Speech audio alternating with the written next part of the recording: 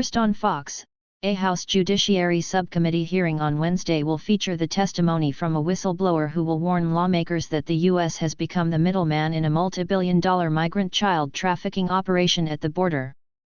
The hearing, "The Biden Border Crisis, Exploitation of Unaccompanied Alien Children," will be held by the House Judiciary Subcommittee on Immigration Integrity, Security, and Enforcement and will examine the surge in unaccompanied children, UACs, at the southern border.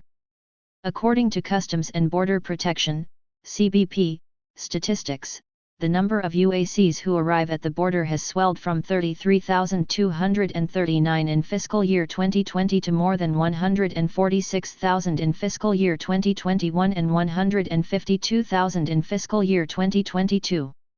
So far in fiscal year 2023, there have been more than 70,000 encounters of unaccompanied children.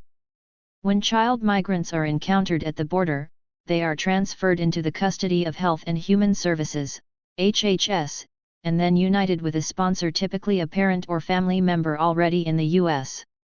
But the Biden administration has been rocked by a number of reports that officials have been unable to make contact with more than 85,000 child migrants, and more recently, administration officials reportedly ignored signs of explosive growth in child labor.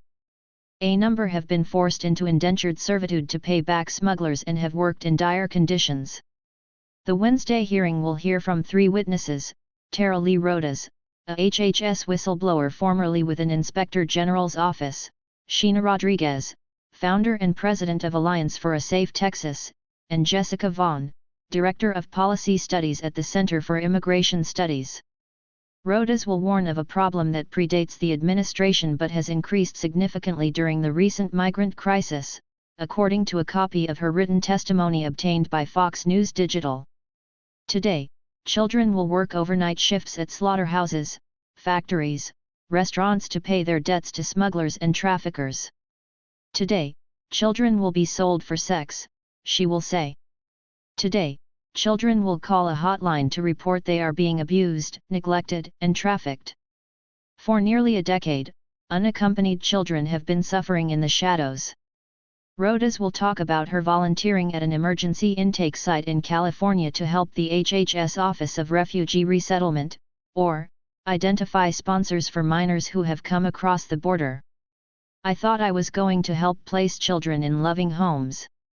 Instead, I discovered that children are being trafficked through a sophisticated network that begins with being recruited in their home country, smuggled to the U.S. border, and ends when or delivers a child to a sponsor. Some sponsors are criminals and traffickers and members of transnational criminal organizations. Some sponsors view children as commodities and assets to be used for earning income. This is why we are witnessing an explosion of labor trafficking," Rodas' written remarks show. Whether intentional or not, it can be argued that the U.S. government has become the middleman in a large-scale, multi-billion-dollar, child trafficking operation run by bad actors seeking to profit off the lives of children. Rodriguez, of the Alliance for a Safe Texas, will share her experiences of encountering unaccompanied children at the border, including teenage boys whom she said told her that cartel cooperatives transported children through Mexico and held them at warehouses with armed guards. She will also call for the investigation of federal agencies responsible and for the ending of releasing migrants to sponsors. "We can no longer turn a blind eye and pretend this isn't happening. Congress has the power to stop this, which is why I am calling on you to do what is right," her testimony says. Vaughn will call, too, for congressional action, including the ending of legal loopholes that she says force the government to operate a massive catch and release program for illegally arriving alien children. They have been carelessly funneled through the custody of U.S. government agencies and contractors, and handed off to very lightly vetted sponsors, who are usually also here illegally, in our communities without regard to their safety and well-being, she will say. There is no question that the system for processing minors who cross illegally is dysfunctional, and has been for some time, and needs to be fixed. Last month, HHS Secretary Xavier Becerra pushed back on the agency being unable to contact 85,000 minors, and he also said HHS authorities are limited by Congress. "I have never heard that number of 85,000, I don't know where it comes from and," so I would say it doesn't sound at all to be realistic, and what we do is we try and follow up as best we can with these kids, he said. Congress has given us certain authorities. Our authorities end when we have found a suitable sponsor to place that child with. We try and do some follow-up, but neither the child or the sponsor is actually obligated to follow up with us, he said.